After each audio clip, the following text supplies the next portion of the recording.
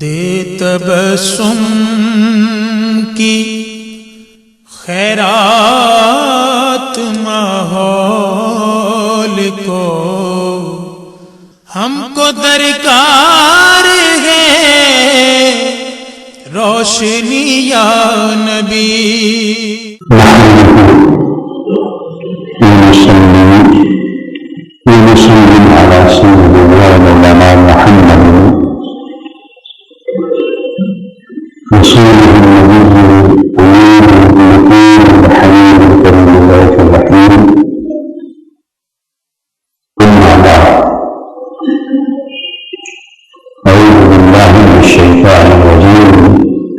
بسم الله الرحمن الرحيم. واعلموا أن ما غنمتم من شيء فأن لله خمسه وللرسول ولذي القربى واليتامى والمساكين وابن السبيل إن كنتم آمنتم بالله وما أنزلنا على عبدنا يوم الفرقان يوم التقى الجمعان والله على كل شيء قدير. إن أنتم بالعدوة الدنيا وهم بالعدوة القصوى والركب أسفل منكم ولو تواعدتم لاختلفتم في الميعاد ولكن ليقضي الله أمرا كان مفعولا ليهلك من هلك عن بينة ويحيى من حي عن بينة فإن الله لسميع عليم.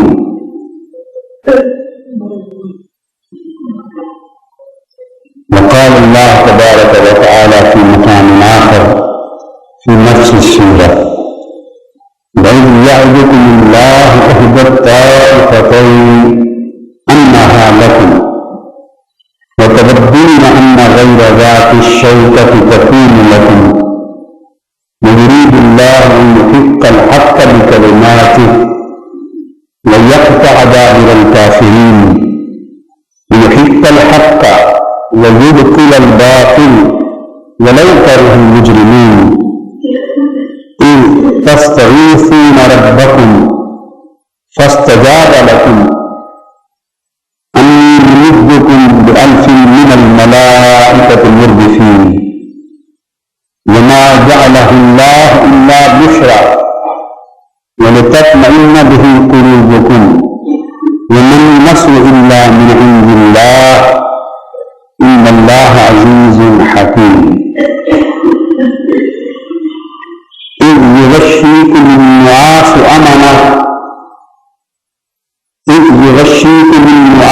أمنة منه وينزل عليكم من السماء ماء ليطهركم به ويذهب عنكم رجس الشيطان ليربط على قلوبكم ويثبت به الأقدام. إذ يوحي ربك إلى الملائكة أني معكم فثبتوا الذين آمنوا سألقي في قلوب الذين كفروا الرعب فاضربوا فوق الأعناق واضربوا منهم كل بنان. صدق الله مولانا العظيم.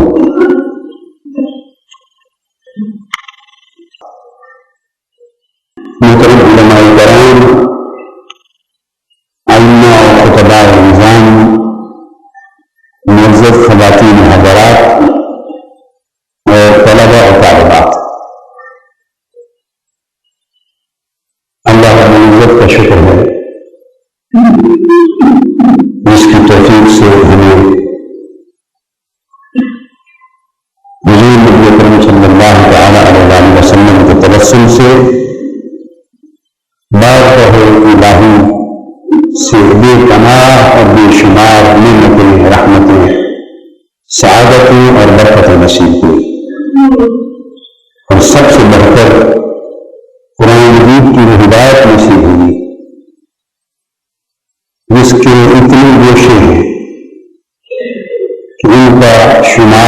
حساب نہیں کیا جا سکتا۔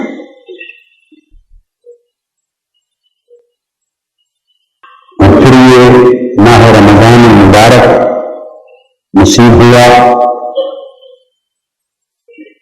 جس مہینے کی جھولی روزوں اور قرآن مجید کی تلاوت اور قیام، رات کے قیام کی برکتوں کے ساتھ اور انوار کے ساتھ مالا مال۔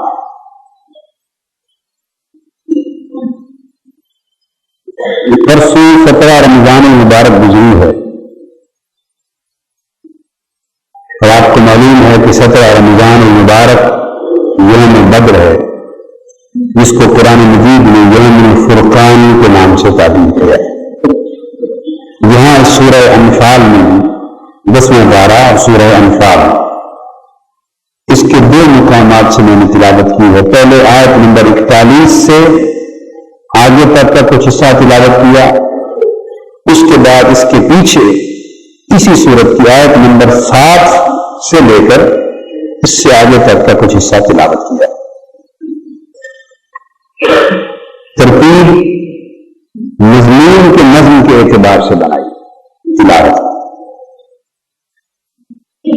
اللہ رب العزت نے ارشاد فرمایا، اور 10واں پارہ یہیں سے شروع ہو رہا ہے، وَاعْلَمُوا، اور مسلمانوں تم جان لو کہ جو کچھ مال غنیمت تم کو حاصل ہوا اس میں سے 5واں حصہ اللہ اور اس کے رسول کے واسطے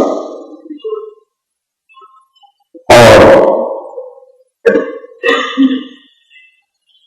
قرابت داروں کے واسطے اور یتامہ کے واسطے اور مسکینوں محتاجوں کے واسطے اور مسافروں کے واسطے، اگر تم اللہ پر ایمان لائے اور اس پر، اس وحی پر، اس قرآن پر ہم نے اپنے مقرر بندے پر یوم فرقان، حق اور باطل کے درمیان فرق کرنے والا دن، اس یوم فرقان کو نازل فرمایا، اور اس فتح اور نصرت پر وہ جو قرآن یا وحی اور پیغام نازل ہوا وہ اس فتح و نصرت پر مبنی تھا، جو اس حق اور باطل کے معرکے میں حق و باطل کے فرق والے دن یوم فرقان کو نازل، جو فتح اتری، جو نصرت اتری، جس نے اسلام کا بول بالا کر دیا۔ اگر تم اللہ کی طرف سے اس دن اترنے والی اس فتح نصرت پر ایمان لا، جس کی بشارت اللہ نے اپنے قرآن مجید کے پیغام کے ذریعے دی، اور یوم فرقان وہ دن ہے جس دن 2 فوجوں میں مقابلہ ہوا، اور مسلمانوں کی تعداد بھی بے شک کم تھی، ہتھیار بھی کم تھے، کفار تعداد میں بھی زیادہ تھے، وسائل میں اور اسلحہ میں بھی زیادہ تھے، مگر ان تمام امور کے باوجود فتح مسلمانوں کی ہوئی، اس لیے کہ اللہ ہر چیز پر قادر۔ بس میں نے حصول برکت کے لیے تلاوت کی گئی آیات کریمہ میں سے پہلی آیت کا ترجمہ کر دیا ہے۔ اگر پورے تلاوت کیے گئے مقامات کا ترجمہ کرنے لگے تو وقت زیادہ لگ جائے گا۔ میں متعلقہ مقامات کا حصص کا ترجمہ، کسی کا مفہوم، کسی کی تفسیر حسب ضرورت بیان کرتا چلا جاؤں۔ آپ کو معلوم ہے کہ جب ماہ رمضان مبارک آتا ہے تو ہم ظاہر سے باطن کی طرف مڑ جاتے ہیں، ظاہر سے باطن کی طرف مڑ جاتے ہیں، اور اللہ پاک نے اس مہینے کو عطا بھی اس لیے کیا ہے کہ ہم اپنی توجہ ظاہر سے ہٹا کر باطن کی طرف کر لیں۔ یہ ہمیں ظاہر کی بجائے باطن کی طرف متوجہ کرتا ہے، یعنی نفس کی بجائے روح کی طرف متوجہ کرتا ہے۔ جیسے اللہ پاک نے انسانی شخصیت میں اور انسانی حقیقت میں ایک ظاہر رکھا ہے اور ایک باطن، یہ وہ نقطہ ہے جس پر میں نے کئی بار مختلف دلائل قرآنی سے اور احادیث نبوی کے دلائل سے اور عقلی دلائل سے روز مرہ کے حالات اور واقعات اور معاملات کے دلائل سے میں نے اس چیز کو بڑی شرح بس کے ساتھ کئی بار واضح کیا، ظاہر اور باطن کا ہونا۔ تو یہ تعبیر جب ہم کرتے ہیں، وجدانی تعبیر، روحانی تعبیر، عرفانی تعبیر، در حقیقت یہ ایک تعبیر ہوتی ہے اور یہ باطن کے روحانی احوال پر تطبیق ہوتی ہے۔ قرآن مجید کے ان ظاہر معانی کی جو آیات کریمہ سے واضح ہوتے، جنہیں مترجم اور مفسر لوگ بیان کرتے، مترجمین اور مفسرین جنہیں بیان کرتے ہیں، اور آپ بھی ترجمہ اور تفسیر میں جن کو پڑھتے اور سنتے، خود میرے اپنے ترجمہ عرفانی قرآن میں بھی اس کو پڑھتے ہیں، اپنی تفسیر منہاج القرآن میں بھی پڑھتے ہیں، اور دیگر علماء اور مفسرین کے ہاں بھی پڑھتے ہیں۔ ان معانی کا ایک اطلاق ہوتا ہے، ایک تطبیق ہوتی ہے باطنی احوال پر، روحانی احوال پر، تاکہ ان معانی کا براہ راست جو اثر تو ظاہر پر پڑنا ہے وہ ظاہر پہ پڑے، اور ان کے اندر جو باطنی اور روحانی معارف ہیں ان کی تطبیق ہمارے روحانی احوال کے ساتھ ہو، تاکہ روح اور قلب باطن بھی ان کے انوار سے منور ہو جائیں اور فیض حاصل کرے۔ اس لیے میں یہ سمجھتا ہوں کہ قرآن مجید کی معنی جیسے عوالم سبع ہیں یا عوالم خمسہ ہیں، 5 عالم ہیں، 7 عالم ہیں، جس کو عالم ناسوت کہتے ہیں، یہ دنیا جس میں ہم رہتے ہیں۔ میں ایک خاص نقطہ بتانے والا ہوں، یہ دنیا جس میں ہم رہتے ہیں یہ ظاہر کی دنیا ہے، جس کو عالم ناسوت کہتے ہیں، اور میں سمجھتا ہوں کہ قرآن مجید کے معنی میں بھی ایک معنی ناسوت ہی ہوتا۔ پھر اس سے اوپر چلے جاتے ہیں آسمان کی دنیا جہاں عرش تک ملائکہ رہتے ہیں، وہ عالم ملکوت کہلاتا ہے۔ ہم اوپر چلے جاتے ہیں، اس ناسوت کو چھوڑ کے اوپر چلے جاتے ہیں، یہ ناسوتی ملکوتی دنیا جہاں ملائکہ رہتے ہیں، جہاں نورانی ارواح رہتی ہیں، انبیاء، صدیقین، شہداء، صالحین کی، اور جہاں سے روحیں آئی بھی عالم ارواح سے، تو وہ ملکوتی دنیا ہے، روحانی دنیا ہے، نورانی دنیا ہے۔ اسی طرح قرآن مجید کے معنی اور مطالب کا کے اندر بھی ایک ملکوتی عالم ہے، ایک ملکوتی معنی بھی ہوتا ہے قرآن مجید کا۔ تو ملکوتی معنی آپ کہیں گے کن کے لیے؟ قرآن جمیع عوالم کے لیے۔ میں اس طرح نقطہ بیان کر دوں تاکہ بات آپ ذہن میں بیٹھ جائے۔ قرآن مجید جمیع عوالم کے لیے، تمام عالموں کے لیے، تمام دنیاؤں کے لیے، جیسے اللہ پاک نے فرمایا الحمدللہ رب العالمین، تمام تعریف اور تمام تعریفیں اس اللہ کے لیے جو تمام جہانوں کا اور عالموں کا رب ہے، پروردگار ہے۔ بے شمار عالم ہو گئے، بے شمار دنیایں ہیں، تو ہر عالم کا ایک اپنا ضابطہ ہے، ہر عالم کے ایک اپنے اطوار ہیں، طور طریقے ہیں، اس عالم کے اپنے احوال اور حالات ہیں، اس عالم کے اپنے تقاضے اور مقتضیات ہیں، اس عالم میں خود بسنے والے حقائق ہیں اور ان کی ضرورتیں۔ تو قرآن مجید جس طرح اس دنیاوی، حصی، مادی، خارجی اور ناسوتی عالم میں رہنے والوں کے لیے نور دیتا ہے، یاد رکھیے اسی طرح ملکوتی دنیا میں بسنے والوں کے لیے بھی قرآن کے انوار قائم مردان۔ یہ اللہ کا کلام ہے، یہ اللہ کا کلام ہے، اور اللہ کا کلام صرف عالم ناسوت کے لیے تو یہ تو مکلف ہو گئے، یہ دنیا میں رہ رہے ہیں جن کے لیے انبیاء علیہ السلام مبعوث ہوئے، یہ تو مکلف ہو گئے، مگر اس کے انوار قرآن مجید کے اور اس کے فیوزات وہ صرف عالم ناسوت کے لیے نہیں، وہ عالم ملکوت کے لیے بھی۔ جب ملکوتی دنیا میں قرآن اپنا نور اور اپنا فیض دے گا تو کیا ہمارے تقاضے کے مطابق دے گا؟ بولیے، ان کی ضرورت کے مطابق دے گا، ان کے تقاضوں کے مطابق دے گا؟ اب بات تو سمجھ گئے نا؟ اس لیے لازمی ہے کہ جب ملکوتی دنیا کو قرآن اپنے انوار عطا کرے تو اس کے معنی میں کچھ ملکوتی معنی بھی، بلکہ ہر مقام پر اس کے ملکوتی معنی بھی ہوں۔ اسی طرح پھر ان سے ماورا جبروتی دنیا ہے، عالم جبروت ہے، اور یہ سارے عوالم میں نے آپ کو یاد ہے پچھلے رمضان مبارک میں نفوس سبا کی بحث 7 نفسوں کے بیان میں سمجھائے تھے. اس طرح قرآن مجید کے جبروتی معنی بھی ہے، اس کے اوپر عالم لاہوت ہے، اسے قرآن کے لاہوتی معنی بھی، اس سے اوپر عالم ہاہوت ہے، اسے قرآن کی کچھ ہاہوتی معرف بھی ہے. مطلب یہ ہوا کہ جو جہاں ہے اسے وہاں قرآن ملتا ہے.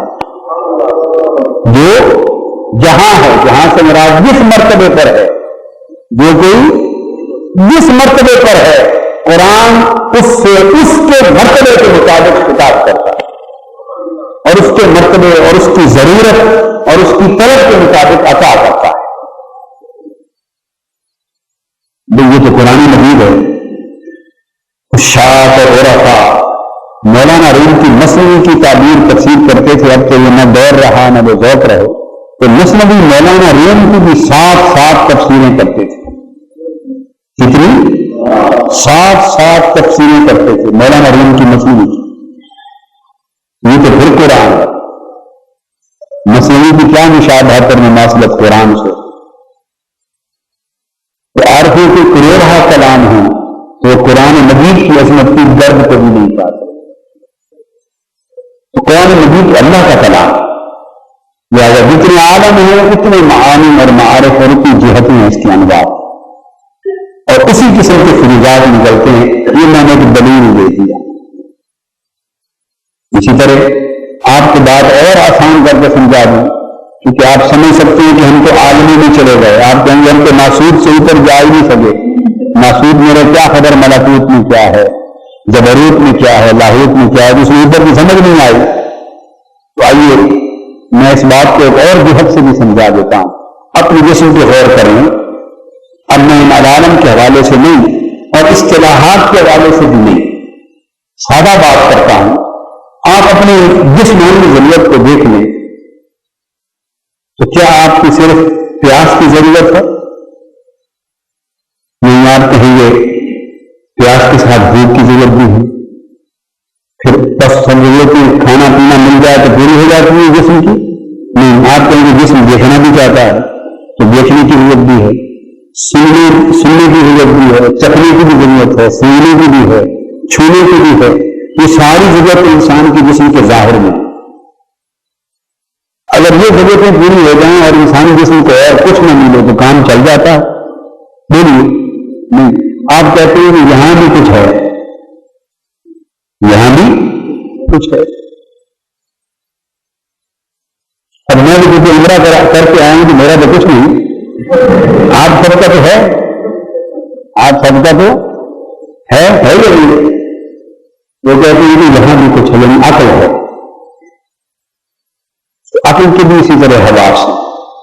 تو پھر عقل کی ضرورتیں شروع ہو جاتی ہیں، سوچنے کی، فکر کی، ذہن کی، تخیل کی، تصور کی، سوچ وچار کی، عقل و تفکر کی، تدبر کی، اس کی تخیل کی، تصور کی، اس کی بھی ضرورتیں شروع ہو جاتی ہیں. تو پھر ان ضرورتوں کو پورا کرنا چاہیے کہ نہیں؟ اگر پوری نہ ہو تو انسانی جسمانی زندگی ناقص رہ جاتی ہے. لہذا ظاہری جسمانی آزاد کی ضرورتیں پوری کی، حواس کی، پھر عقل کی. اگر عقل کی ضرورتیں بھی پوری ہو جائیں اور دل کو تسکین نہ ملے، میں آپ کو ظاہری زندگی کی بات کر رہا ہوں، دل بے چین رہے، ہر وقت مضطرب رہے، دل کو سکون نہ ملے، تو کیا آپ اس زندگی میں مطمئن ہوتے ہیں؟ چاہتے ہیں ٹھیک ہے جی، آنکھ کان بھی زبان سب کچھ سلامت ہے، خدا کا شکر ہے.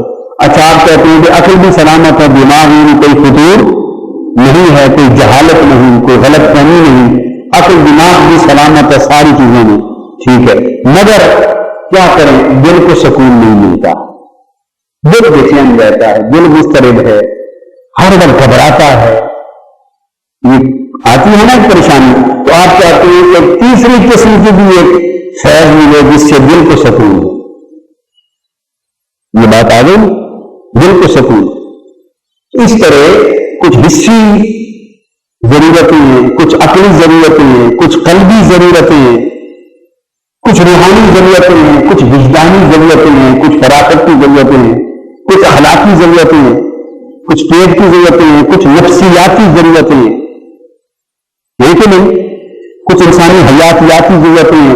پھر آپ معاشرے میں چلے جاتے ہیں تو کچھ آئلی خاندانی ضرورتیں ہیں، کچھ سماجی معاشرتی ضرورتیں ہیں.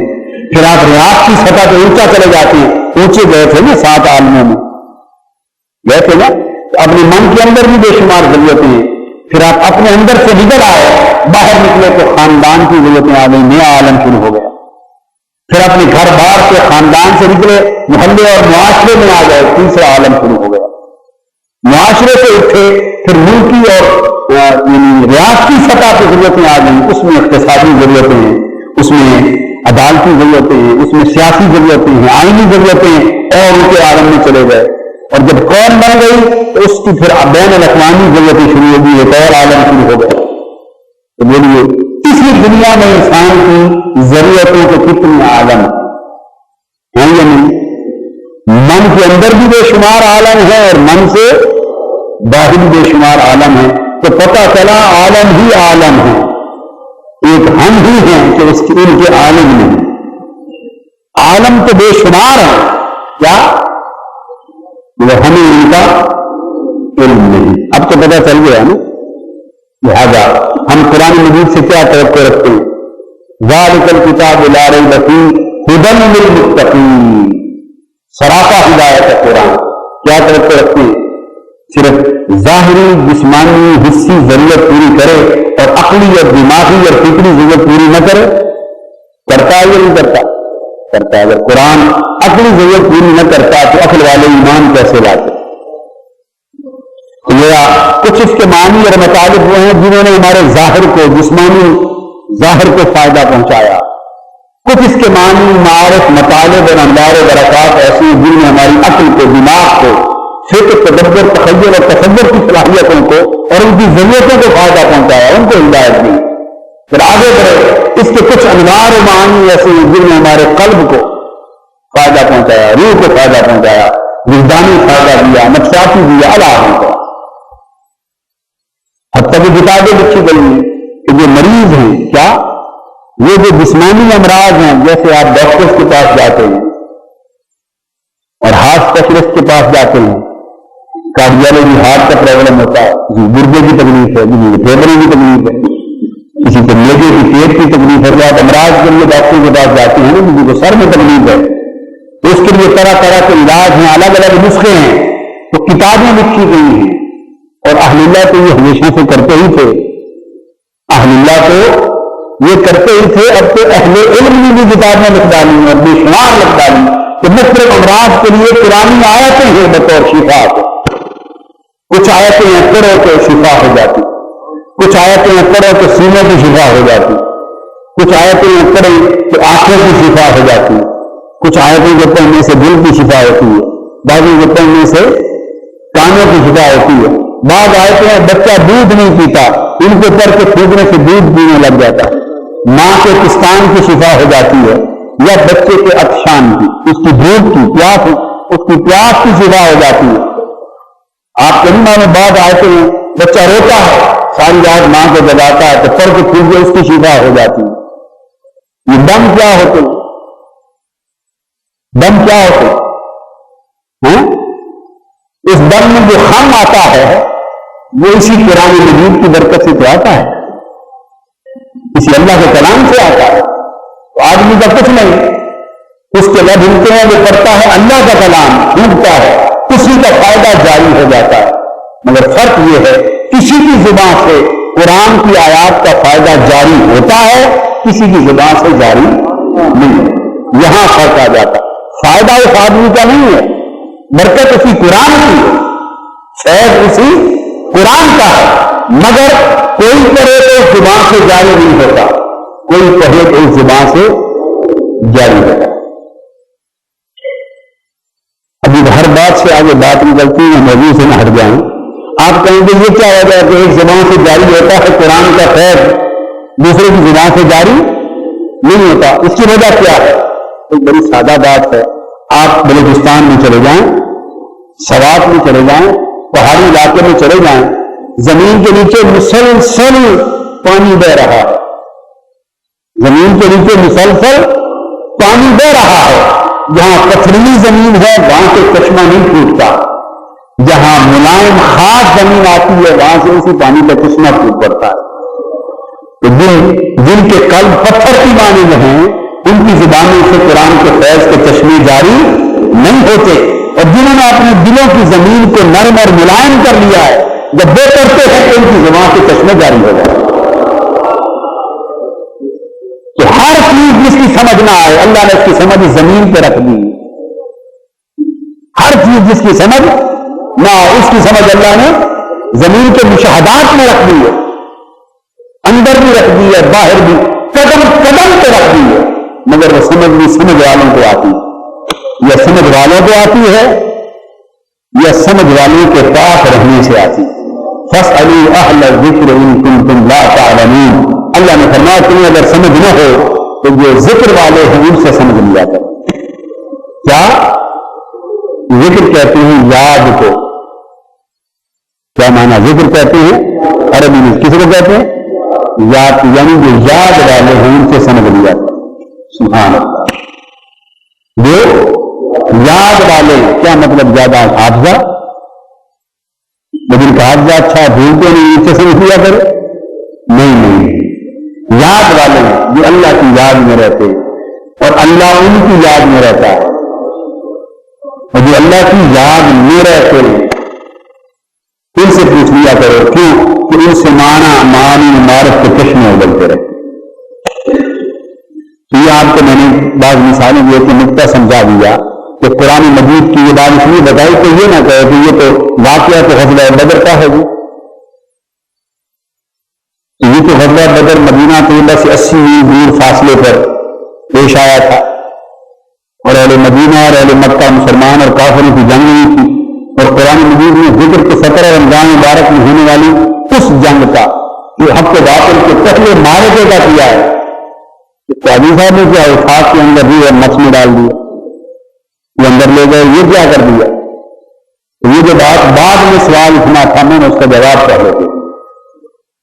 میں نے اس کا ایک بدر باہر ہے، ایک مارکہ بدر اندر، ایک مارکہ بدر اندر بھی، مگر ہم سمجھ نہیں گئے. ہم حق اور باطل کا ایک مارکہ اندر بھی ہر وقت بتا. اب اس کی جو روحانی تطبیق ہے، روحانی اور عرفانی تطبیق، عرفانی تعبیر، روحانی تطبیق وہ کر رہے. اسی غزوہ بدر کے جو معانی اور معارف ہیں ان سے اقتصاد فیض کرتے ہوئے قرآن مجید کے کلام سے اللہ پاک فرماتے ہیں مسلمانوں جان لو انما غنیمتم من شیء، جو مال غنیمت کی بات کرو تمہیں حاصل ہو اس میں سے 5واں حصہ، تو 5 حصے کر دیے گئے، تبھی 5 حصہ بنا 5واں. کسی چیز کا 5واں حصہ کب بنتا؟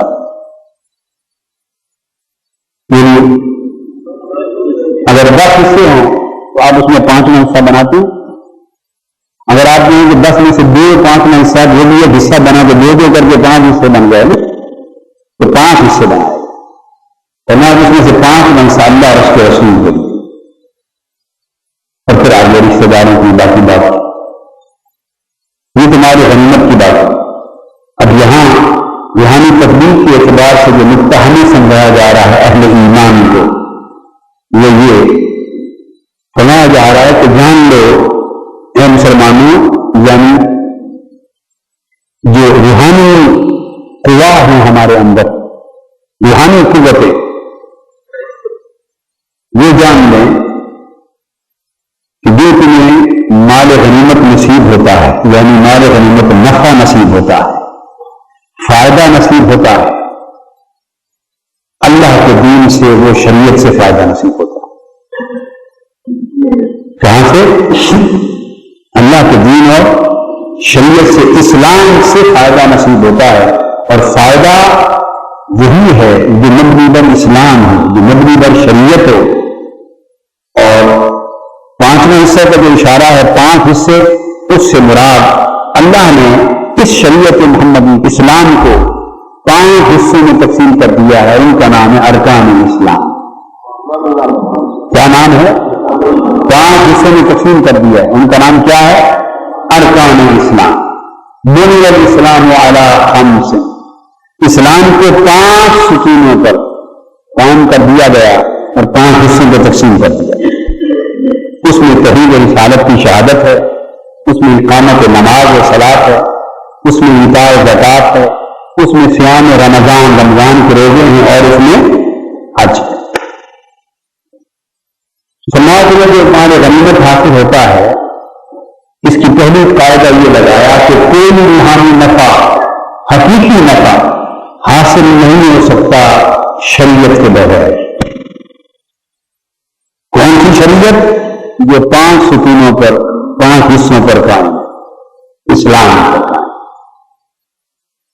لہٰذا وہ لوگ جو شریعت اور اسلام کے طریق کو چھوڑ کر، ترک کر کے، شریعت کا اسلام کا ترک کر کے روحانی نفع حاصل کرتے ہیں، یہ نفع نہیں، وہ خسارہ حاصل کرتے ہیں اور تباہی خریدتے ہیں. یہ 5 حصے جو اللہ پاک نے تعلیمات کے کر دیے اور 5 ستونوں پر مبنی طور پر اسلام کی شریعت کو کھڑا کر دیا. فرمایا یہ حقیقت میں ان سے علوم نافعات اور فیوزات نافعات اور برکات نافعات چشمے پھوٹ رہے. چشمے. اور اس کے لیے ان 5 اعمال کو خالص کر لے اللہ کے لیے اور اس کے رسول کے. ایمان اللہ اور اس کے رسول کے لیے. اور اس میں جو فرمایا تھا ذل قربا، اور پھر باقی اس سے مراد لیا رسول کے قرابت والے. کیا خلوص ہے نا؟ رسول کے قرابت والے. اب جو رسول کے قرابت والے یا قرابت دار، زکات میں جو قرابت دار آ جاتا ہے، خلوص میں رسول کے قرابت دار بیان کی. حضور اسلام کے زمانہ البت بھی یہ حضور صلی اللہ علیہ وسلم کی قرابت تھی، ان کو حصہ ملتا.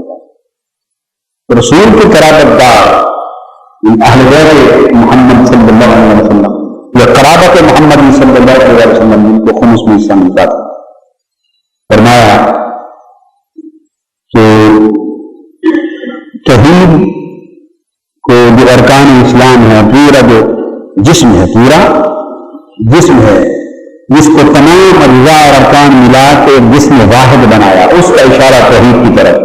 یہ تمام حقائق کو ایک وحدت میں جوڑے ہوئے، تمام حقیقتوں کو ایک وحدت میں جوڑے ہوئے توحید ہے. اور اس میں قلب جو دل ہے، اس میں جو دل ہے جس کی وجہ سے اس سارے جسم کی زندگی قائم ہے، اس کا مرتبہ رسول کی مانند ہے. تمثیلاً کیا؟ تمثیلاً کہ وہ مرکز محور ہے، جان کا مرکز ہے، ایمان کی جان کا مرکز ہے. توحید کی جان رسول کی معرفت سے ہے. ولی رسول تو فرمایا توحید اور رسالت کے ساتھ ولی ذل قربا، اور جو قلب کے قریبی ہیں، جو قلب رسالت ہے اس کے قریبی ہے، وہ سر ہے، مقام روح اور مقام سر ہے. دل کے قریب پھر آگے کون ہے؟ دل کے قریب روح ہے، اس کے قریب سر ہے. ہمارے دل قربا، اور جو دل کے قریب ہیں وہ بھی اس طرح اللہ اور اس کے رسول کے لیے خاص ہو جائے. یہ بات سمجھنے والی. اللہ کے اور اس کے رسول کے جو دل کے قریب روح بھی ان کے لیے خالص ہو جائے. انسان کا سر اندر کے جو راز ہے وہ دنیا بھی اللہ اور اس کے رسول کے لیے خالص ہو جائے. اور پھر فرمایا والیتاما، اور یتاما وہ انحصار کرتے، اس کا بات نہیں رہتا کہ وہ انحصار کرتے ہیں دوسروں کی مدد کر، تو ہمیں اس سے مراد عقلی، نظری اور فکری صلاحیتیں. عقل ہے، دماغ کو یتاما میں شامل کیا اور رکھا. عقل اور دماغ اس میں یتاما میں، کہ اس کی فکر، اس کی عقل، اس کی سوچ، اس کی نظری قوتیں اور عملی قوتیں جو جنم لیتی ہیں وہ ساری محتاج ہیں کسی کی ہدایت کی سرپرستی کی. ہدایت کی سرپرستی ہو کہ عقل فکر اور نظر کی صلاحیتیں انسان کو راہ راست پر لے کے چلی جاتی ہیں، اور اگر ہدایت کی صحیح سرپرستی میسر نہ ہو تو عقل یتیم کی مانند ہے، بگڑ جاتی ہے۔ جیسے یتیم کا باپ سر پہ نہ رہے، اس کی صحیح پرورش کرنے والا سر پہ نہ رہے، اور اس کی کوئی دیکھ بھال کرنے والا نہ رہے، تو یتیم محتاج بچے بچیاں بگڑ جاتے ہیں، ان کے حالات برباد ہو جاتے ہیں، گمراہ ہو جاتے ہیں۔ فرمایا عقل کو کامل اور بالغ نہ سمجھو، عقل مرتبہ یتیمی میں ہے، کوئی پر ہاتھ رکھنے والا ہو تو سیدھا چلتی ہے، کوئی ہاتھ اٹھا لے تو بگڑ جاتی ہے۔ اور وہ لوگ جو عقل کو کسی ہدایت کی کفالت کے بغیر، کسی رہبر و رہنما کی شفقت کے بغیر، کسی رہبر و رہنما کی شفقت کے بغیر عقل کو اپنے کل سمجھ کر بغیر کسی کفالت کے اسے لے کے چلتے ہیں، خود اس کے متا دیتے، وہ عقل انہیں در بدر ٹھوکریں کھلاتی ہے، گمراہی کی وادیوں میں لے کے جاتی ہے، بلاخر تباہی اور بربادی کے گھروں میں جا کے گراتی ہے۔ کیوں کہ یہ یتامہ میں سے عقل یتیم، اور جیسے یتیم کو کسی رہبر کی، کسی پرورش کرنے والے کی، کسی تربیت کرنے والے کی، کسی کفیل کی حاجت ہوتی ہے، اسی طرح اس عقل کو کسی رہبر کی حاجت ہوتی ہے۔ اور اگر قلب سے رابطہ ہو جائے، روح اور سر سمر گئے، اور قلب روح کا تعلق کیا ہے؟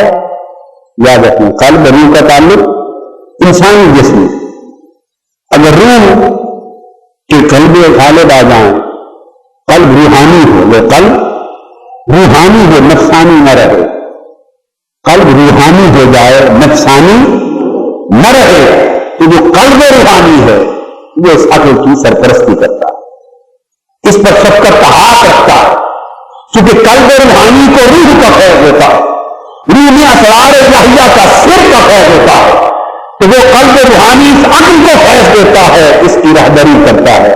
تو جو عقل قلب سے ہدایت سے معروم ہے وہ عقل گمراہ ہے، اور جس عقل کو قلب روحانی کا فیض حاصل ہے وہ عقل ہدایت پر گزر جا عقل سے آگے کہ یہ نور چراغ راہ ہے، منزل نہیں۔ جب تک کوئی منزل اس کی رہبری نہ کرے تو یہ پوری ہدایت فراہم نہیں کرتا۔ تو فرمایا کہ جو یتامہ ہیں عقل اور عقل کی سوچیں، اس کی فکری قوتیں، نظری قوتیں، اور اس کی تمام تخلیقی قوتیں،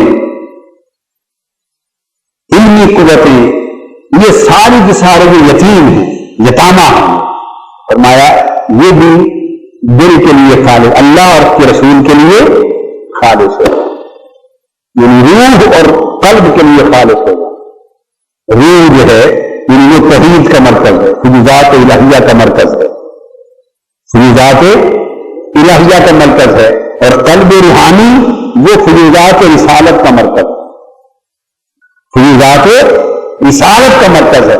اب کہا جا رہا ہے کہ یہ سارے سر اور یتامہ یہ سب روح اور قلب کے لیے خالص ہو جائیں، یعنی اللہ اور اس کا رسول جو راستہ دکھا رہا ہے یہ اس کی اطاعت میں لگ جائے، عقل اطاعت میں لگ جائے۔ پھر والمساکین حصے دیے جا رہے ہیں نا فیض کے، کیا اب حصہ مساکین کو بھی دو۔ مساکین کون ہیں؟ جو انسان کے نفسانی قوا، نفس اور نفس کی جو قوت ہے یہ مساکین، نفس اور نفس کی قوتیں مساکین ہیں، اور عقل کی صلاحیتیں یتامہ۔ یاد رکھنے دو باتیں، عقل اور عقل کی صلاحیتیں کیا ہیں؟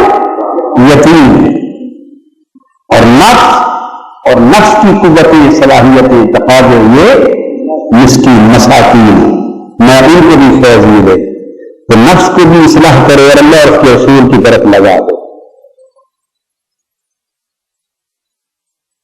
یہاں سے جو اصلاح کا سفر شروع ہوتا ہے کہ نفسانی خواہشیں ان کو ایسا کنٹرول ڈیولپ کرو کہ ان اللہ اور اللہ کے رسول کی اطاعت اور غلامی اور بندگی میں لگا دو. عقل کی سوچوں کو بے لگام نہ چھوڑ دو، آزاد نہ چھوڑ دو. وہ اپنی پوری محنت اور کوشش سے پرواہ نہ کریں، مگر ان کے اوپر ایک ایسا کنٹرول رکھو کہ اللہ اور اللہ کے رسول کے امر سے باغی نہ ہو، ان کے تابع رہے. وابن السبیل، اور اس کے بعد کچھ وہ ہیں جو راستے میں ہیں، کچھ وہ ہیں جو راستے میں ہیں. وہ اگر روح غالب آ جائے اور عقل روحانی کا غلبہ ہو جائے تو انسان کے باقی اعمال، عملی قوتیں، صلاحیتیں، اعضاء، اس کے اندر تمنائیں، خواہشیں، کئی چیزیں کے تابع ہو جاتی ہیں، اس راستے پر چل پڑتی ہیں. اگر نفس و شیطان غالب آ جائیں تو یہ چیزیں اس کے راستے پر چل پڑتی ہیں. یہ تو راستے میں کچھ چیزیں ہوتی ہیں، خواہ ان کو کوئی ادھر لے جائے، خواہ ان کو ادھر لے جائے. تو وہ خواہشیں، وہ آرزویں، وہ تمنائیں، وہ صلاحیتیں، وہ عملی قوتیں انسان کی زندگی میں جو راستوں میں رہتی ہیں، ان سب کو بھی اللہ اور اس کے رسول کی طرف لگا دو. اب کل سے موسم شروع ہو رہا ہے نا، کہ ساری چیزوں کو اللہ اس کے رسول کی طرف کیسے لگا دیں. بولیے، کل سے ٹھنڈا موسم میں اعتکاف آ رہا ہے نا، نفس نہیں کہہ رہا کہ ہائے سردی کیسے بیٹھیں گے، بارش ہو گئی پھر کیا ہوگا. اس سال تو بڑا مشکل ہے، نہیں بیٹھا جا رہا. نفس سجا رہا ہے یا نہیں؟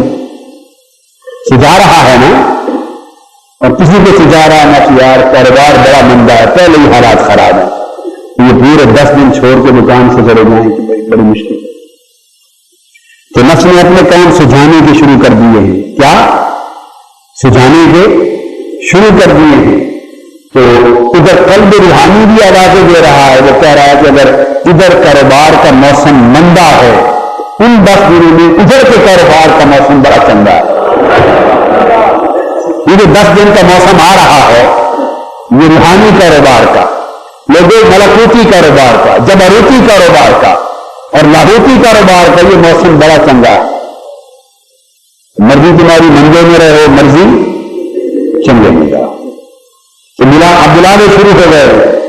بلاوے تو یہ وابن السبیل ہیں، ہم سارے راستے میں پھرنے والے، ادھر جائیں یا ادھر جائیں، ہم ابناء السبیل ہیں. کیا ہیں؟ راستوں کے بیٹے. کیا راستوں کے بیٹے؟ راستے میں پھر گئے. ادھر کی ہوا چلتی ہے، تھوڑی دیر جمعہ کے بعد آ کے بیٹھتے ہیں تو یہاں کچھ روحانی باتوں کی ہوا چلتی ہے تو دل ادھر کو جھک جاتے ہیں.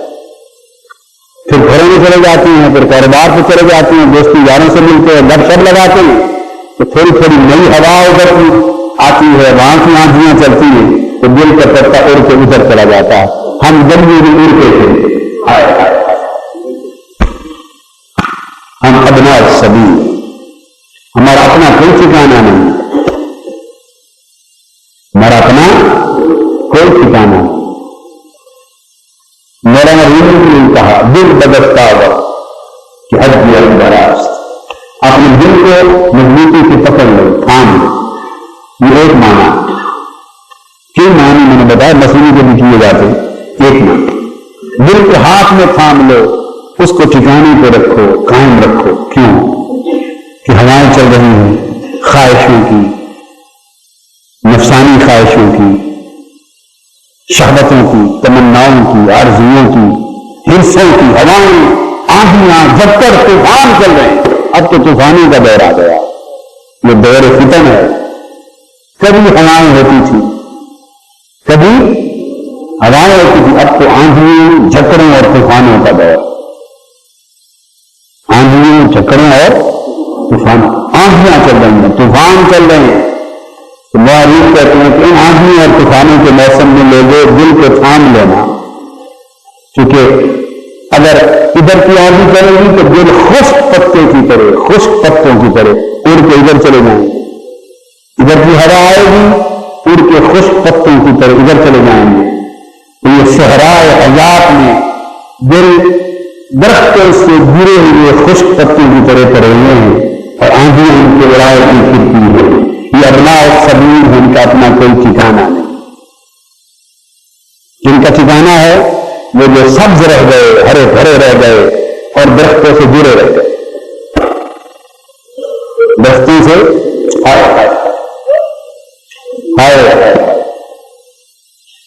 درخت اصل تھا، درخت بولیے اصل تھا، جس کی جڑیں نیچے سے جڑیں تھی، اس کو نیچے سے طاقت آ رہی تھی، اوپر سے دیکھنے کے لیے بس غصہ تھا، طاقت کہاں سے آ رہی تھی؟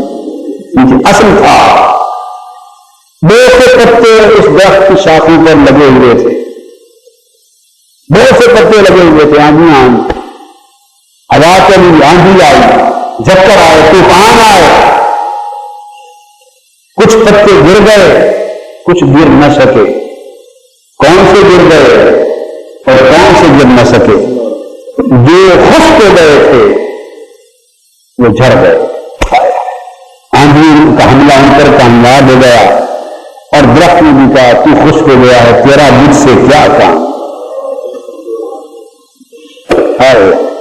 گناہوں کی آگ نے تجھے جلا دیا، خشک کر دیا، تیرے اندر وہ جو فیض روحانیت کا، عبادت کا، تقویٰ کا، طہارت کا، تعلق کا، نسبت کا، وہ جو فیض کی تری آ رہی تھی وہ آنا بند ہو گئی، سجدوں کا فیض ملنا بند ہو گیا، تلاوت کا نور ملنا بند ہو گیا، عبادت کا نور ملنا بند ہو گیا، اللہ اور اس کے رسول سے تعلق کا فیض ملنا بند ہو گیا، بندگی کا، غلامی میں رسول کا، نسبت طہارت کا، عبادت کا، تقویٰ کا فیض جب سے بند ہوا، وہ انسان مثل پتے کے، انسان پتے کی مانند خشک ہو گیا۔ جب انسان خشک ہو گیا، خشک پتے کی طرح، تو اس روحانی درخت نے بھی کہا تیرا مجھے میرے ساتھ رہنے میں کیا کام، یا جڑ جا۔ آندھی نے کہا خشک پتے میرے ہاتھ میں آ جا، درختوں نے کہا یہ خشک پتے مجھ سے تو ادھر گئے لے جا۔ خشک پتے صحرا میں آ کے گر پڑے، آندھیاں ان کو اٹھائے پھرتی ہیں، کیوں؟ ان کا ٹھکانا دینا رہا، جہاں ٹھکانا تھا وہاں سے کٹ گئے، اور کچھ پتے گر نہ سکے، آندھی پریشان ہو گئی، طوفان پریشان ہوئے، جکر پریشان ہوئے، ہوائیں پریشان ہوئی، کچھ پتے نہ گر سکے، نہ جڑ سکے۔ وہ کون سے تھے؟ درخت نے کہا آندھی ہو، طوفانوں دیکھو، یہ پتے ہیں جو سر سبز کھڑے ہیں، کیا یہ حقیقت میں مجھ سے جڑے ہوئے ہیں، حقیقت میں مجھ سے، اور میری تری مسلسل لے رہے ہیں، میرا فیض، میری نمی مسلسل لے رہے ہیں، یہ مجھ سے جڑے ہوئے ہیں، میں ان سے آباد ہوں، یہ مجھ سے آباد ہے۔ لاکھ آندھیاں چلیں، جکر چلے، طوفان چلیں، ان آباد ہرے بھرے پتوں کو کوئی چار نہیں سکتا۔ وہ درختوں کے ساتھ لگے پڑے، جو خشک ہو گئے وہ چڑھ گئے، ہم خشک ہو گئے، ہم خشک ہو گئے، ہم اپنے روحانی درخت سے، روحانی وطن سے، روحانی اصل سے بچھڑ گئے، آندھیوں نے ہمیں آ لیا، اب خواہشوں کی، شہوتوں کی، حرصوں کی، لالچوں کی، گناہوں کی آندھیاں ہمیں اڑائے پھرتی ہیں، گلیوں میں ابناء السبیل بنا دیا، کبھی ادھر چلی جاتی ہیں، کبھی ادھر چلی جاتی ہیں، کیوں ہم اڑتے پھرتے ہیں؟ کوئی ٹھکانا نہ رہا۔ لوگوں ٹھکانے والے بن جاؤ، کیا بولیے؟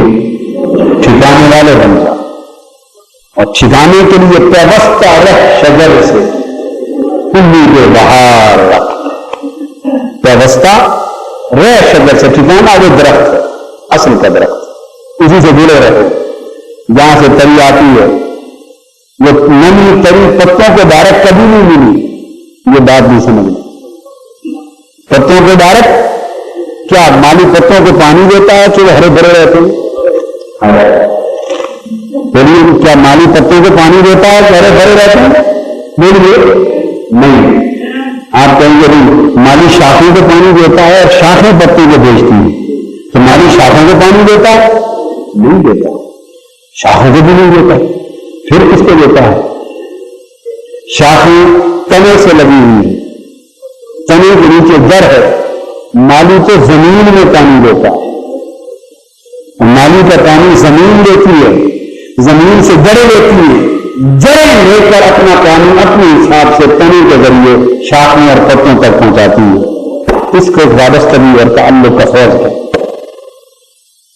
اس کو وابستگی کا فیض کہتے ہیں۔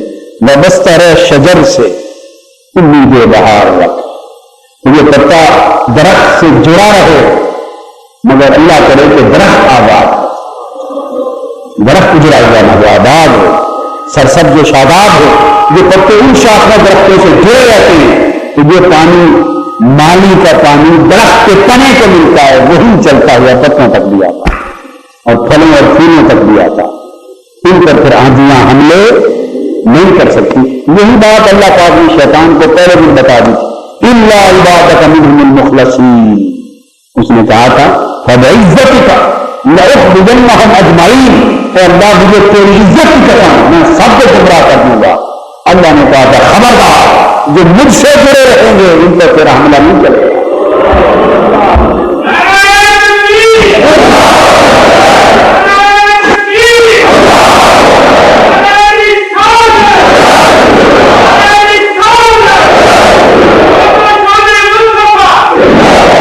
اور زندگی خجرہ کا فیضان بھی کہہ دو نا،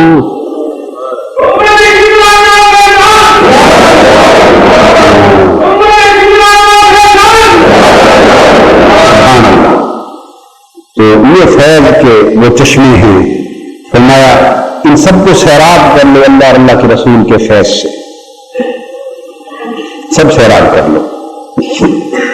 تو فرمایا ان کنتم آمنتم باللہ، اگر تم اللہ پر ایمان لاؤ، یعنی یہ ساری جو قوات انسانی جسم کی، اگر تم سب اللہ پر ایمان لاؤ تو فیض مل جائے گا۔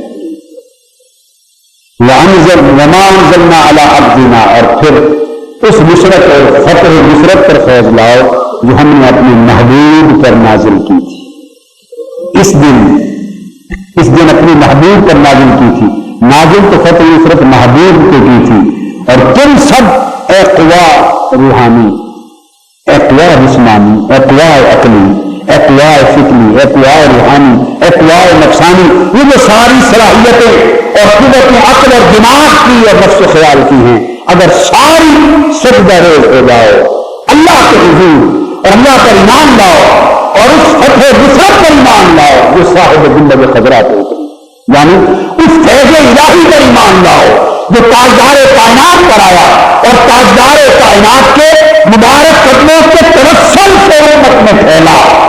مطلب کیا ہوا؟ بات بڑی توجہ طلب ہے۔ ان کنتم آمنتم باللہ، یہ تو اللہ پر ایمان لاؤ، اور دوسرا وما انزلنا علی عبدنا، اور اس فیض پر ایمان لاؤ، اس رحمت پر، اس برکت و سعادت پر، اس نعمت پر اور اس مدد و نصرت پر جو ہم نے اپنے بندے خاص محمد مصطفیٰ کے نازل کیا، یعنی مدد و نصرت اور فیض و نعمت الہیہ اتری تو تاجدار کائنات پر ایمان تم لاؤ۔ مطلب کیا کہ اگر ایمان لانے کا مطلب کہ تم اللہ کا فیض مصطفیٰ کی ذات سے آ کے جڑ گیا، تم مصطفیٰ کی ذات سے جڑ جاؤ، وہ فیض حضور کے نتیجے سے تمہیں منتقل ہو جائے۔ انزلنا علی عبدنا، ہم نے تو اپنے بندے کو اتار دیا، ہم نے جو فتح نصرت جو مدد و نعمت اتار دی تھی اپنے بندے پر اتار دی۔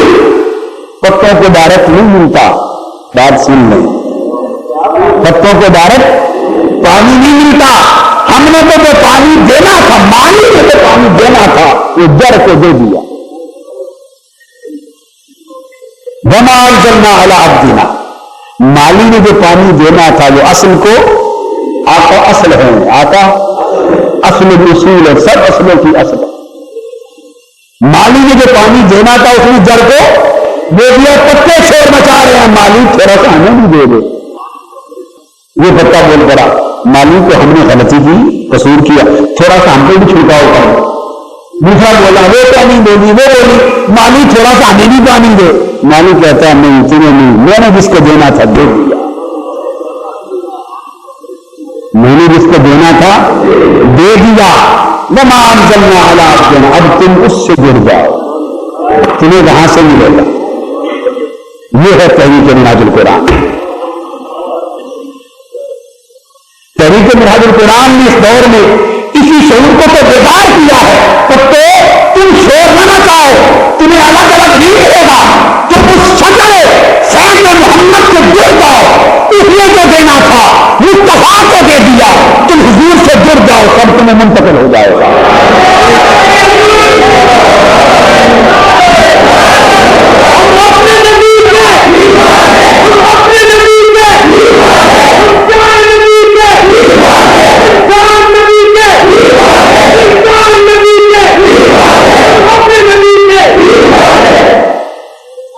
جو ہم نے اتارنا تھا اتارنا. اور دیکھو میرے کیا میرے نعرے کا کوئی جوڑ ہے اس میں؟ نہ کوئی لینا نہ دینا، میرا کیا جوڑ بنتا ہے؟ پاکیزہ باتیں ہو رہی ہیں، پاکوں کی باتیں ہو رہی ہیں، اس میں پلید چیز کو لا کے ڈال دیا. ہم تو اپنی پلیدی کو دھونے کی کوشش کرتے پھرتے ہیں، ان کا ذکر کرتے ہیں، ان کی بات کرتے ہیں، اور اس چھڑکاؤ سے، اس پانی سے کوشش کرتے ہیں کہ ہماری پلیدی بھی چل جائے. ہائے ہائے ہائے. تو پتوں کے شور کو روک دیا. پتوں تم الگ الگ نہ مانگو، نہیں ملے گا. وابستہ رہے شجر سے، امید بہار رکھ. تمہارا درخت وہاں ہے، تمہارا درخت شجر نبوت محمدی ہے صلی اللہ علیہ وسلم، جس پر ہم نے جو اتارنا تھا اتار دیا. ایک مجھ پر اللہ نے فرمایا مجھ پر ایمان لے آؤ. سب باغوں کا مالی کہتا ہے. میاں محمد کا کیا شعر ہے کہ مالی داتم پانی دینا، بھر بھر مشکاں پاؤ، مالک داتم پھل پھلانا لاوے. وہاں تو مالی اور مالک کا انہوں نے فرق کیا، یہاں میں مالی اور مالک کا فرق مٹا کے ایک کر رہا ہوں کہ مالی اور مالک ایک، سب باغوں کا مالی، یہی مالک، مالی و مالک. وہ کہتا ہے پتے تمہیں الگ کیا دینا ہے، شاخوں ٹہنیوں تمہیں الگ کیا ملنا ہے، تم تو درخت سے جڑ جاؤ، ہم نے جسے دینا کر دے دیا. مجھ پر ایمان لاؤ، یعنی میرے دینے پر ایمان لاؤ، دینے والے پر ایمان لاؤ، اور پھر بانٹنے والے سے جڑ جاؤ. دینے والے پر ایمان لاؤ اور بانٹنے والے سے جڑ جاؤ، تو خیر تمہیں منتقل ہو جائے. وما انزلنا على عبدنا يوم الفرقان يوم التقى الجمعان. ارشاد فرمایا پھر بات ہو رہی ہے، یہ اس دن کی بات ہے. وہ پیر میر علی شاہ صاحب کہتے ہیں کون فیکون بکل دی بات اسی اگے پیت نبھائی. ایک اور بھی کسی اور کا شعر ہے کہ ہون بھی پہیاں بستیاں بیٹے بیٹے بیلے بیٹے کام، سن ہون بھی پہیاں بستیاں بیلے بیٹے کام. وہ اس وقت کی بات کر رہے ہیں جب ہمیں یہاں بھیجا گیا اور جدائی کا غم دیا گیا اور وہاں سے جدا کیا گیا، فرق کیا گیا. اس دن کی بات کر رہے ہیں. فرمایا یوم الفرقان، یہ دن جس دن تفریق ہو گئی تھی، جس دن تفریق ہو گئی تھی، کس میں؟ روحانی قوتوں میں اور نفسانی قوتوں میں. روحانی قوتیں مالا اعلیٰ کے ذوق میں اور کیفیات میں رہ گئیں، نفسانی قوتیں اسفر سافلین کے احوال سے متصف کرتی رہی. جس میں روح اور نفس میں فرق آ گیا. پہلے تو ہر کوئی اکٹھا رہتا تھا نا، آنے سے پہلے تو کوئی تفریق نہ تھی، کوئی تفریق نہ تھی، مگر جب آئے تو تفریق کر دی گئی. یوم الفرقان، جیسے فرمانا حق اور باطل میں فرق کا دن. اس طرح حق سے مراد روحانی قوتیں، باطل سے مراد نفسانی قوتیں، اور ان میں جس دن فرق کر دیا تفریق ہو گئی. یوم التقى الجمعان، جب سے تفریق ہوئی تب سے دونوں فوجیں لڑ رہی ہیں. جب سے تفریق ہو گئی اس دن سے روحانی قوتوں کی فوج اور نفسانی قوتوں کی فوج اس دن سے لڑ رہی ہے، دونوں فوجیں آپس میں لڑ رہی ہیں۔ روح اپنے تقاضوں کو غالب کرنا چاہتی ہے اور انسان کا من یہ میدان بدر ہے، یہ میدان بدر ہے۔ وہ چاہتی ہے روح اور اس کی مقتضیہ، روح اور اس کی روحانی قوتیں چاہتی ہیں کہ اس میدان بدر میں انسان کی دنیا میں، من کی دنیا میں ہم غالب آ جائیں۔ کافر مشرک مکہ والے، نفس اور اس کی فوج، نفس اور اس کی قوتیں یہ کہتی ہیں کہ اس بدر میں، اس میدان میں، آج جنگ میں ہم غالب آ جائیں۔ اور فرمایا یوم القتل جرعان، جس دن سے ان میں تفریق ہو گئی تھی اسی دن سے جنگ جاری ہے۔ روح اور نفس کی، روح کے لشکر اور فوج کے لشکر کی جنگ جاری ہے، اور اس جنگ کا میدان کیا ہے؟ انسان کا من ہے، انسان کا من ہے میدان، مار کر بدر بتا ہے، جنگ جاری۔ فرمایا اب چونکہ یہ جنگ جاری ہے اس میں ظاہری اسباب یہ ہیں کہ جس مقام پر میدان جنگ بتا ہے یہ مقام دنیا کا ہے، اور دنیا میں جو کچھ میسر ہے یہ نفس کی موافقت میں ہے۔ یہ میدان جنگ مالا اعلیٰ میں بتا نہ تھا، یہ جنگ وہاں نہ تھی، یہ ملکوتی دنیا میں نہ تھی، جبکہ عالم ناسوت میں آئے، دنیا میں آئے، ثم رددناہ اسفل سافلین، جب کہ یہاں آئے تب سے جنگ چھڑ گئی۔ اب ایک طرف روح اور اس کی فوج ہے، اس کا لشکر ہے، ایک طرف نفس اور اس کی شہوتوں اور اس کے تقاضوں کی فوج ہے، اس کا لشکر ہے، اور جہاں میدان جنگ ہے وہ سارا ماحول نفس کے موافق ہے، ہیرا پھیری کی دنیا، مال و دولت کی لوٹ مار کی دنیا، حرص و لعنت کی دنیا، خواہش و شہوت کی دنیا، تکبر کی دنیا، حرص و آز کی دنیا، کذب و جھوٹ کی دنیا، عداوت و اناد کی دنیا، مال پرستی کی دنیا، جاہ پرستی کی دنیا، حب دنیا کی دنیا، یہ ساری دنیا کا گرد و نواح ماحول، یہ اسلحہ، یہ گھوڑے، یہ عدد، یہ سارا کچھ نفس کے لشکر میں ہے، نفس کی فوج میں کھڑا ہے۔ کیا یہ سب کچھ نفس کی فوج میں ہے؟ مکہ والے کافروں کی فوج بہت بڑی نظر آتی ہے، نفس کی فوج بڑی نظر آتی ہے، اس لیے کہ ہم 4 لمحوں کے لیے یہاں بیٹھے ہیں، روح کی فوج بنی بیٹھے ہیں، دھوکے کے ساتھ، بدل فریب کے ساتھ، بس اللہ کا گھر مسجد اور جمعہ کا اجتماع چھوڑنے کی دیر ہے، چند لمحے گزریں گے یا بعضوں کے لیے رمضان کی عید گزرنے کی دیر ہے، ہم سارے پلٹ کر نفس کے لشکر میں چلے جائیں۔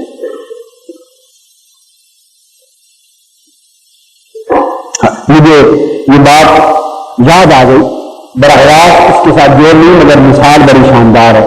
بچپن میں ہم بچے تھے تو ہماری ایک جنگ ہوئی، میں اب ذاتی واقعہ سنا رہا ہوں۔ سن 65 کی بات ہے جب یہ پاکستان بھارت کی جنگ ہوئی تھی، پاک انڈیا کی 65 کی، تو اس سے پہلے کی بات، اس سے پہلے تو جھڑپ چھڑپ ہوتی رہتی تھی والی، تو یہ کوئی 61-62 کی بات ہوگی۔ ہم اسکول میں پڑھتے تھے، کوئی 8ویں 9ویں جماعت میں پڑھتے تھے یا 7ویں 8ویں جماعت میں، بچے تھے۔ تو جنگ میں ایک پاکستان بن گیا اور بھارت بن گیا، یہ کشمیر کی مسئلے میں جھڑپیں ہوتی رہیں گی، کوئی واقعہ ایسا ہوا ہوگا جس سے یہ ضرورت پیش آئی کہ بچوں نے کھیل بنایا۔ ایک میدان جنگ تھا، ہم نے 2 تکڑے آدمی لے لیے، ایک کو پاکستان بنا دیا، ایک کو بھارت بنا دیا، ہاتھوں میں کسوٹیاں، کسی کے ہاتھ میں چھڑیاں، کسی کے ہاتھ میں گنے، سوکھے ہوئے جو کچھ ہے سب نے بدل لیا۔ تو 100 کے قریب لڑکے جمع ہو گئے بچے، تو 50-60 ایک طرف ہو گئے، 50-60 ایک طرف ہو گئے، ان میں نہیں چلی۔ یہ جو پاکستان تھا، میں پاکستان والے لشکر میں تھا، تھے سارے دوست، کچھ بھارت کے لشکر میں چلے گئے اور آپس میں پھر کھڑے ہو گئے، ایک ریفری بنا، اس نے سیٹی بجائی، 1 2 3 کیا اور جنگ شروع ہو، بس سوٹوں، ٹانڈوں، لکڑیوں سے، چھڑیوں سے جو سا بس مار کی لڑائی شروع، پاکستان اور بھارت کی جنگ ہو گئی۔ لڑائی ہوتی رہی، پاکستان غالب آتا گیا، غالب آتا گیا، غالب آتا گیا، ہم جیتتے گئے، بڑھتے گئے. تو جب غالب آتا گیا جو دیکھا بھارت والے لشکر میں جو مقابلے میں تھا کہ پاکستان والا لشکر غالب آ رہا، اس کے فوجی اس کو چھوڑ کر ہمارے لشکر میں ملتے گئے. جو دیکھا کہ ہم اور غالب آ رہے ہیں، شاہے اس کو چھوڑ کر اپنے جو ان کا جرنیل تھا نا ان کا، وہ غریب مار کھانے لگ گیا، اس کو چھوڑ کے ادھر ملتے گئے. چلتے چلتے نوبت آپ یقین جان لی آئی کہ 100 کے 100 سپاہی سارے ہمارے لشکر میں، ادھر بھارت اکیلا پتہ مارتا.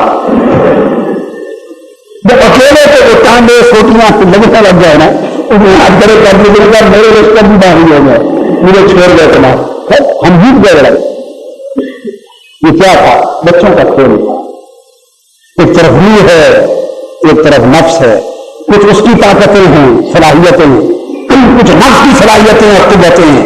جب جنگ جاری ہوتی ہے ماحول سارا نفس کے موافق ہے. یہاں الٹ ہوتا، وہاں تو پاکستان جیتا نا، یہاں کیفیت اندر اور یہاں نفس جو شیطان کا ساتھی سارا ماحول اس کے موافق ہے. خواہشیں اس کو تقویت دیتی ہیں، ذائقہ اس کو سپورٹ کرتا ہے، آنکھوں کا آرام نیند اس کو سپورٹ کرتی ہے، جسم کا سکون اسے سپورٹ کرتا ہے، پیٹ کی بھوک اسے سپورٹ کرتی ہے. آپ سمجھ رہے ہیں؟ دل کی خواہش اسے سپورٹ کرتی ہے، ماحول اسے سپورٹ کرتا ہے، ماں باپ اسے سپورٹ کرتی ہے. کتنے نوجوان ہیں آپ میں سے جو دین کی راہ کی طرف دوڑ دوڑ کے آتے ہیں ماں باپ روک کے؟ کتنے نوجوان؟ میں ہاتھ کھڑے نہیں کراتا، مجھے بھی اگر میں پوچھ لوں تو آدھے نوجوان ہاتھ کھڑا کرتا، کیونکہ ماں باپ محض قرآن کی راہ کی طرف جانے سے روکتے، انہیں دوسرا کا راستہ نظر آتا. خدا جانے ان میں زیادہ نیکی ہوگی یہاں کے مقابلے. ان سے پوچھیے آپ کو زیادہ نیکی، صالحیت، تقویٰ، دینداری، بھلائی، خیر نظر آتی ہے، اگر زیادہ شر ہوگا تو ماحول کے موافق ہے. ماں باپ کی خواہش نظر جاتی ہے الا ماشاء اللہ، بیوی بچوں کی خواہشیں، مطالبے، تقاضے اتر جاتے. سوسائٹی، کاروبار، تجارت، حال احوال، سارا ماحول نفس کے تقاضوں کو سپورٹ کرتا ہے. روح کی قوتیں تنہا چند سپاہیوں کے ساتھ اس پردیس میں کھڑی ہے. وہ کہتی ہے آج اگر یہ جنگ میرے دیش میں ہوتی تو سارا ماحول مجھے موافق ملتا، میرا لشکر طاقتور ہوتا، مگر خلقنا الانسان فی احسن تقویم ثم رددناہ اسفل سافلین. پیدا تو وہاں نہیں تھی، بڑا اچھا لشکر تھا، مگر پلٹا دیا گیا نفس کے اسفل سافلین ماحول میں. اب نفس کا لشکر بڑا مضبوط ہے، میں چند سپاہیوں کے ساتھ تنہا رہ گئی. جب ادھر غالب ہوتا ہے اس طرح رفتہ رفتہ یہ جو راستے والے ہوتے ہیں نا ابناء السبیل، کیا وہ سپاہی راستے والے، نہ ادھر نہ ادھر، جدھر پلڑا بھاری دیکھا ادھر چلو. تو نفس کے لشکر میں ابناء السبیل انسانی شخصیت کے سارے ادھر جھک جاتے ہیں. تو نتیجہ کیا ہے کہ ادھر کا لشکر بڑا مضبوط ہے اور روح کا لشکر دیکھنے میں ادبی قلت ہے، اسلحہ کم ہے، تھوڑے لوگ ہیں. مگر فرمایا اگر تم صدق دل اور اخلاص سے اللہ اور اس کے رسول کی طرف جھک جاؤ تو روح والے، نیکی چاہنے والے، اللہ اور اس کے رسول کا خیر چاہنے والے، روحانی فلاح چاہنے والے، بے شک روح کا لشکر کمزور تھوڑا ہے، نفس کا لشکر بہت بڑا ہے، مگر اس بڑے لشکر کے اوپر بھی کوئی بڑا ہے. وہ کون ہے؟ واللہ علی کل شیء قدیر. اللہ ہر شے پر زیادہ قدرت و طاقت والا ہے. تم لڑنے کا حق ادا کرو، اگر روح کے لیے، اگر نیکی کے لیے، تقویٰ کے لیے، دین کے لیے، روحانیت کے لیے، اللہ کے رسول کی قربت اور اطاعت کے لیے تم سچے دل سے نفس اور اس کے بعد کے لشکر سے لڑ پڑو. لڑنا تمہارا کام ہے، ہار نہ ماننا.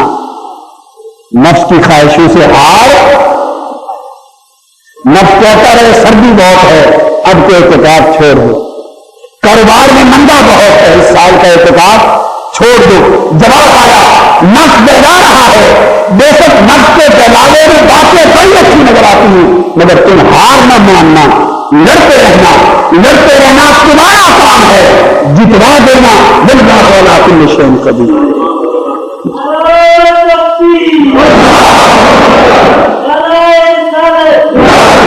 جتوا دینا اللہ کا کام ہے. تم لڑتے رہو، نفس کے سامنے ہتھیار نہ رکھو، شکست نہ مانو، صلح نہ کرو اور نفس کے تقاضوں سے مریض نہ ہو. لڑتے رہو اخلاص کے ساتھ، جنگ تمہاری جاری رہے. فتح نصرت یہ اللہ نے محبوب کو اتاری تھی، تمہارے پاس پہنچ جائے گی، کامیابی نہیں ہو جائے گی. آج مسلمان ہونا چاہیے. تو میں نے تو بہت سی آیتیں تلاوت کی تھی اور ہر آیت میں ایک ایک لفظ میں کئی معانی معارف کے سمندر تھے. تو آج کی گفتگو صرف ایک ہی آیت کی ہو سکی، آیت نمبر 41 کو. چلو ابتدا میں بھی مناسب کچھ سامان مل گیا ہماری سوچ بوجھ کو دوست کرنے کا. اللہ پاک ہمارا حال رحم فرمائے. دے تبسم کی خیرات ماحول کو، ہم کو درکار ہے روشنی یا نبی.